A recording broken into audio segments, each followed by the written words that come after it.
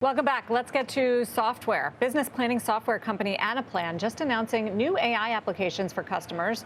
That's as rumors swirl of a potential IPO amid the broader software sell-off we've seen this year. The company, remember, first went public back in 2018, and then Thoma Bravo took it private in 2022 for more than $10 billion.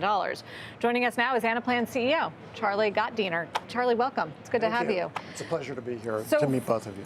First of all, what can you tell us about plans to go public? Is that happening? So I can't tell you anything about going public.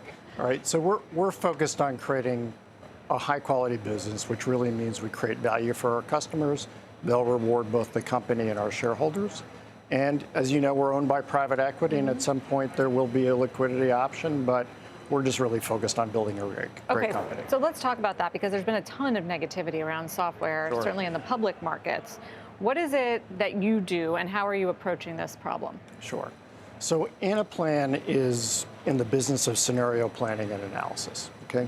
So our customers come to us as their decision infrastructure. So companies like NVIDIA, Google, OpenAI, AWS, ServiceNow, they're all big customers of ours. And they use us to make more informed and effective decisions. And they do that because we can bring in a tremendous amount of data into our platform. We build models of their business processes on our platform. And we run very complex calculations with these massive data sets. So they solve problems like financial planning, OpEx planning, revenue planning. They plan their supply chains very dynamically on our platform. That's what NVIDIA uses us for. They have one of the most complex supply chains in the world with chips, boards, solutions, and services.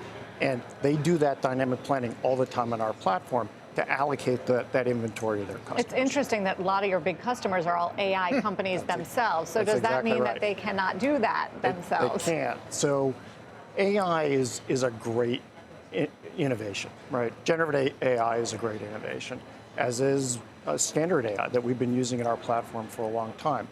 But to do what we do, you have to be 100% right. And AI is probabilistic. It's not 100% right. But the answers in our platform are deterministic. They're 100% right.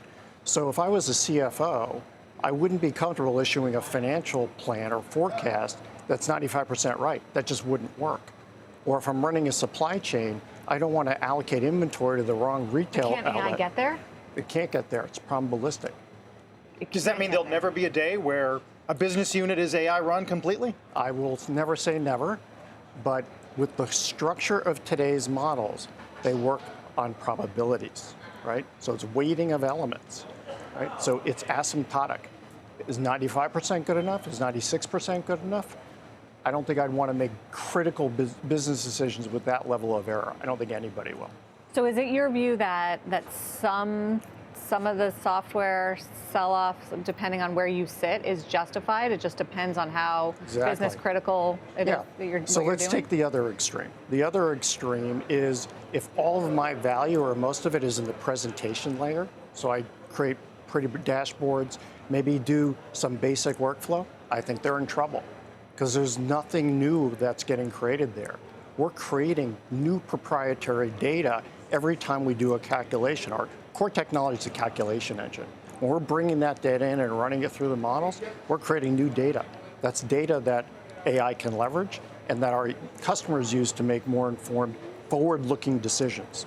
It sounds like you're probably not necessarily averse to the scrutiny of seat-based model revenue, right? If employment is directionally lower, that's going to sting. Mm-hmm. So, look, our innovations in AI, we've got a history in AI, which I'll go back to if we have time. But our innovations in AI are agentic, right? And we've got plans to build lots of agents, especially agents in the office of the CFO, that will make it a lot more productive. Sure, we'll lose some seats over it, but we've already transitioned our pricing model to be less reliant on seats. We have a platform access fee. That's part of what we do today. We have consumption revenue with our AI products. So we were actually ahead of the game on this. We changed the pricing model 2 years ago. So how integrated is AI in your product at this point? Highly integrated. So if you go back in history, so we've had AI and ML forecasting and optimization algorithms embedded in our platform for years. And that makes sense given what we do, right? Our customers are doing what-if analysis, scenario planning on our platform, and they wanted the machine to help them come up with other options. So forecasting makes sense, optimization makes sense in a supply chain context. And so that's been in our platform for years. The recent innovation, and we've been investing over the last couple of years in generative AI, is with what we call role-based agents. So these agents, think about a finance analyst. This is a finance audience, right?